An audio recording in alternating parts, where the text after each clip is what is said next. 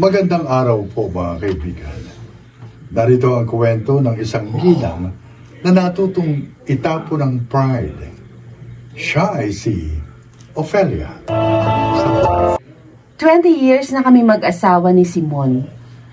Wala naman kaming naging malubhang alitan kahit na nga hindi kami mayaman. At yun ay dahil sa mahabang pasensya ng aking asawa. Oh, eto ng baon mong pagkain, Simon. Ay, thank you. Ayan.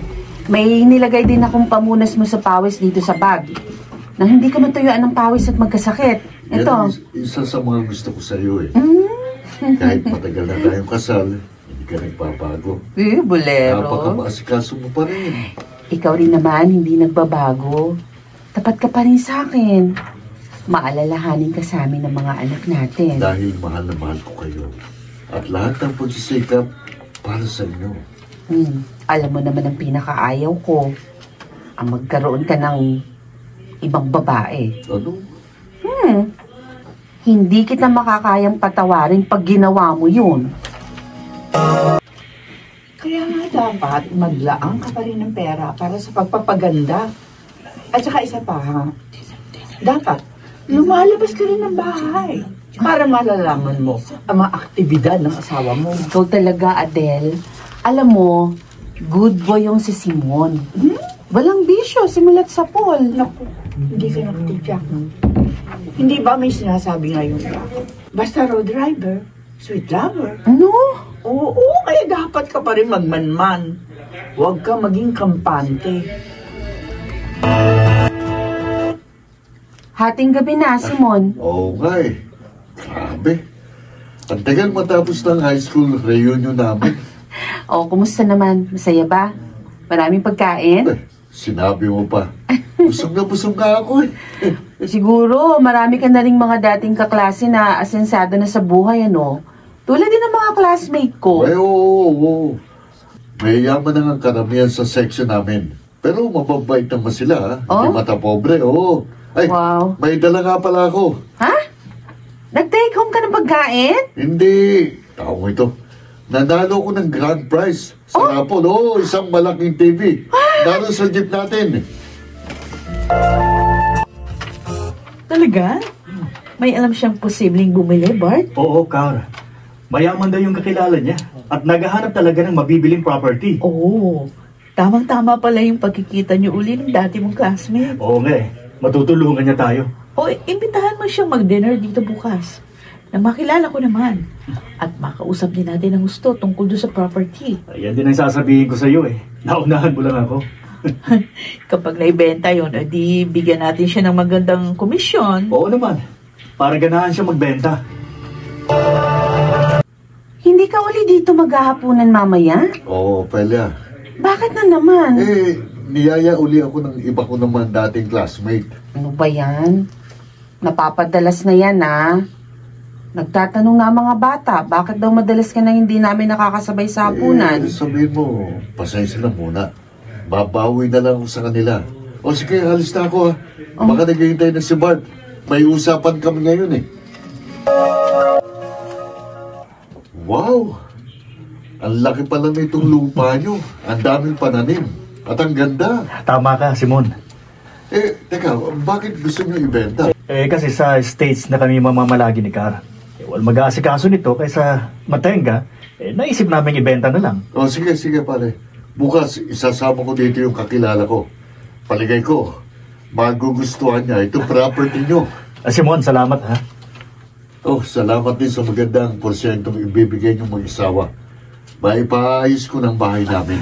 Alam mo, ang sipag mo talaga eh. Bukod sa pamamasada ng jeep, nagagawa mo pang mag-sideline ang pagbebenta ng bahay. Kapag may kakilala lang naman ako, Bart, at hindi lang bahay ang ibinebenta ko, kahit kotse. Ha? Yung sasakyan nga ni Dexter na, ibenta ko na eh. Dexter? Yung classmate din natin? Oo, kaya nga naging busy ako nitong mga nakaraang linggo.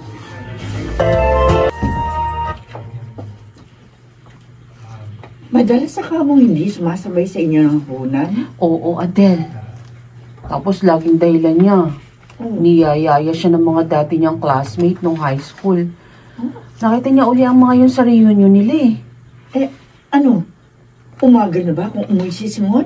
Hindi naman. Pero madalas gabing-gabi na. Ay, kinaiinis ko pa, alam mo ba? Parang may itinatago siya sa akin. Paano mo nasabi yun? Kasi dati, nakadisplay lang dito sa bahay yung cellphone niya. Oo, ngayon. Eh, ngayon, nakatago na. Para bang ayaw niyang mabasa kung mga nandun. Ay, naku. Minsan nga, lumalayo pa siya sa akin pag may tumatawag sa kanya. Ay, Opelia, kumpirmado. Kumpirmado talaga. May Ano? babae yan si Simon. Ano? Oo, ganyan. Ano nangyari sa isa ko rin kaibigan? Anong gagawin ko, Adela? Oh, teka, sasabihin ko sa'yo. Tutulungan ba kita? Dapat maturuan ng leksyon ng babae ng asawa mo na panira ng pamilya. Ang sakit pala, Adela. Kahit hindi pa nakikita ng dalawang mata ko, pero nasasaktan na ako. Huwag kang umiyak. Lakasan mo loob mo. Alam ni Simon dito ng pinakaayaw ko. Pero ginawa pa rin niya. Salamat sa paghatid mo sa akin, Simon. Kasi naman nasira pa yung sasakyan namin. Abala ka patuloy. Ayos lang yun. Kulang pa nga ito sa itinulong niyo sa akin eh. Dahil sa inyo, kumita ako ng malaki. O bakit? Natulungan mo rin naman kami Si Bart nga pala, kumusta? Maayos na ba ang pakiramdam niya? Kaninang umalis ako, medyo okay na siya. Tuloy ka muna. Nang magkausap kayo. Ang galing! Ba? Opelia? Ang ganda naman ng eksena niyo. Opelia, anong... Oh, nagtititigan pa kayo ng babae mo? Nagkakamali ka. Makinig ka muna. Oo nga, Mrs. Hindi niya ako babae. Sinungaling! Bakit mo siya sinampal, Opelia? At pinagtatagulo pang kanina mo? Walang iya kayo! Opelia? Simon! Ano bang gulo to? Bakit sinampal ng asawa mo ang asawa ko? Bart, akala niya kasi babae. Ako ni Simon. Ano? Mag-asawa kayo? Oo. Ako ang kaklase ni Simon nung high school. At ito naman si Maricar, asawa ko. Pero, bakit magkasama sila? Galing kami sa bumili ng lupa nila. Sinamahan ko si Maricar dahil may sakit si Bart. Ano? Hindi ka dapat basta nananakit, Ophelia. Dapat, nagtanong ka muna. Hiyang-hiya ako sa asawa ko. Sa mga kaibigan niya, Chong Anton. Aba, ay talagang nakakahiya ang ginawa mo, Opelia. Hiniya mo si Simon. Sinira mo pa ang pagkakaibigan nila. Yung mga nakatulong pala sa kanya. Hindi ko naman po kasi alam yun. Kasi naman may pa-sorpresa pa siya eh. Sana sinabi na lang niya lahat sa akin nang hindi ako naghinala. Nakinig ka kasi kay Adele. O, nasan siya ngayon? Tinulungan ka ba? Hindi na nga po nagpakita sa akin, Chong. Nako, maging aral sana sa iyo ang pangyayaring ito. Huwag kang naniniwala sa kung sino lang.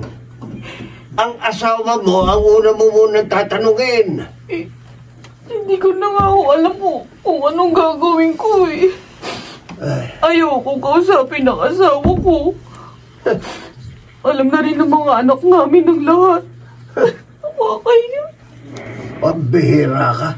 Ang lakas loob mong sumugod. Ngayon, mali ka pala. Hindi mo ngayon alam ang gagawin mo. Chong Anton. Alisin mo yung amor proprio mo. Tapon mo yan sa basurahan. Tanggapin mo ang iyong kamalian.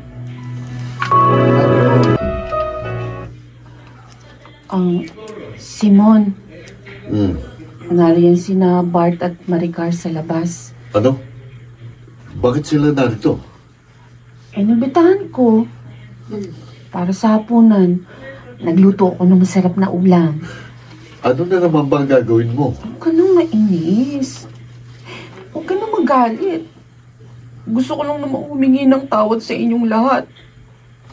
Lalo na sa'yo. Kasi alam ko nagkamali ako. Patawad. Sorry. Nagduda pa ako sa'yo kahit matagal na tayong kasal. Sorry talaga. Ophelia.